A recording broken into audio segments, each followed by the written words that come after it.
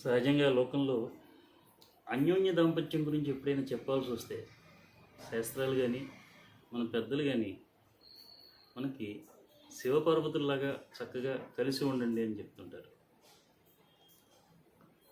ఎందుకు అలాగా?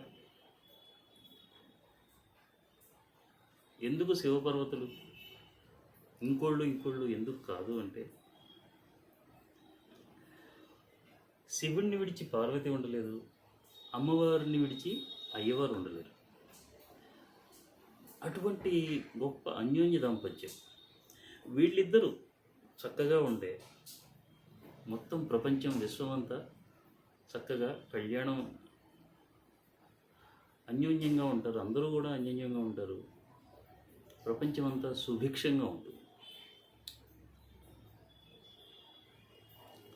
కాళిదాసు కూడా, మహాకవి కాళిదాసు, ఆయన ఒక శ్లోకంలో ఇలా అంటాడు కదా, వాగర్ధావివ సంపృక్తౌ వాగర్ధ ప్రతిపత్తయే జగత పితరౌ పార్వతీ వందే పార్వతీ పరమేశ్వరౌ.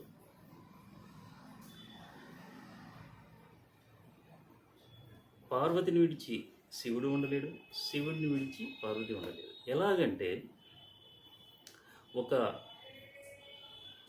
శబ్దం ఉందంటే దానికి ఒక అర్థం ఉంది. శబ్దం ఉంది అంటే అర్థం ఉంది. అర్థం ఉందంటే శబ్దం ఉండబట్టి అర్థం ఉంది. శబ్దం లేకుండా అర్థానికి ఉనికి లేదు. అర్థం లేకుండా ఏ శబ్దం ఉండదు.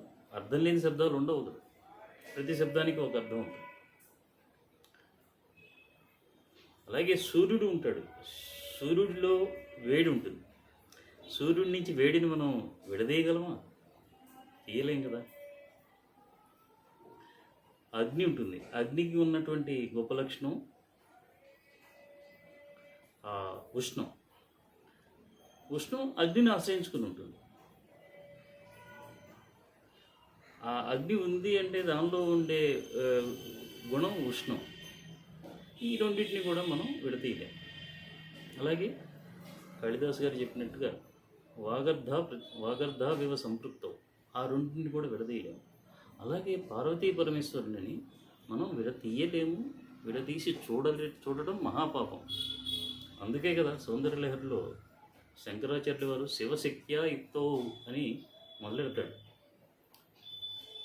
ఆయనకి నిజంగా పరమేశ్వరి మీద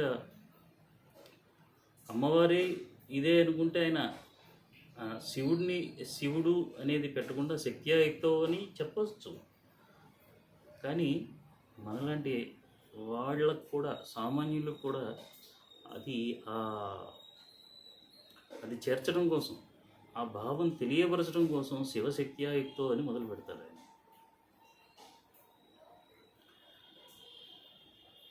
ఎందుకు ఇలాగా భార్యాభర్తలు, మనం లోకంలో కూడా అంటాం, భార్యాభర్తలు చక్కగా కలిసి ఉండండి, సుఖంగా ఉండండి అని ఎందుకని అంటారు.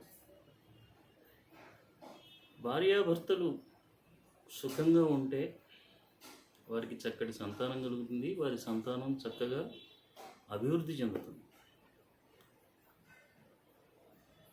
భార్యాభర్తలు నిత్యం కొట్టుకుంటూ ఉంటే, తిట్టుకుంటూ ఉంటే, గొడవలు పడుతూ ఉంటే అది ఆ సంతానం మీద, ఆ పిల్లల మీద ఎటువంటి ప్రభావం చూపిస్తుంది.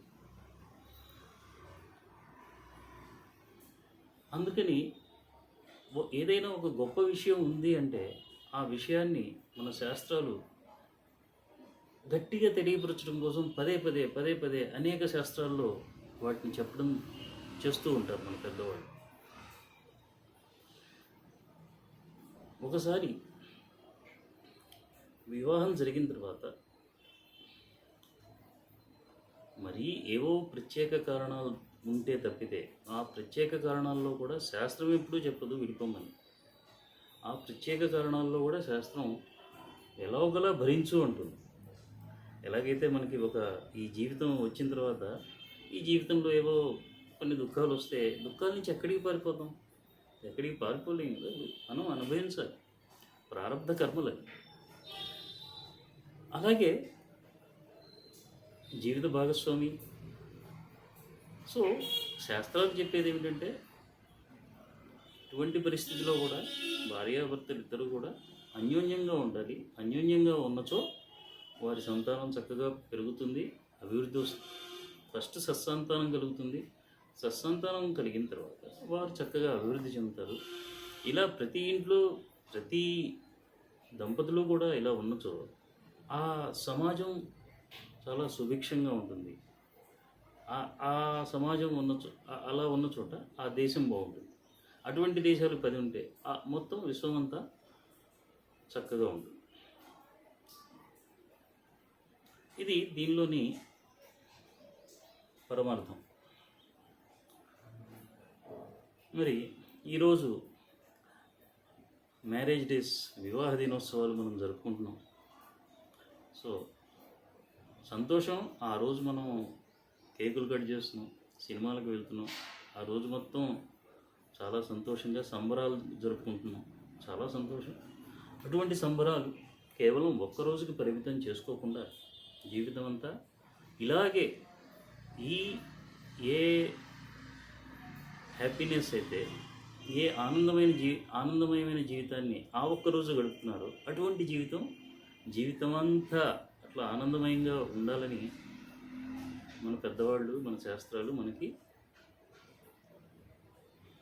చెప్తున్నారు. సో ఇది ఈరోజు ఇలా చెప్పడానికి ఇంకొక కారణం ఏమిటంటే 23 వసంతాలు పూర్తి చేసుకున్నాను నేను కూడా. వివాహమయ్యి 23 సంవత్సరాలు పూర్తయిపోయినాయి. 24వ సంవత్సరంలోకి అడుగుపెట్టడం జరుగుతుంది.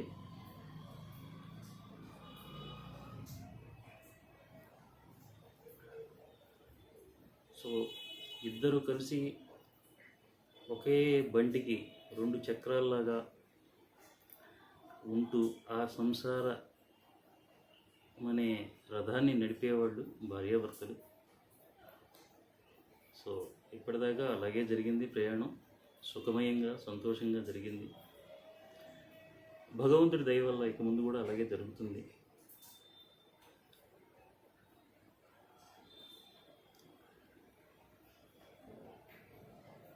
మిగతా కొత్తగా పెళ్ళైనటువంటి వారు కూడా ఇలాగే వారి జీవితాన్ని సుఖమయంగా, చక్కగా, ఆనందకరమైన జీవితాన్ని గడపాలని నా ఆకాంక్ష.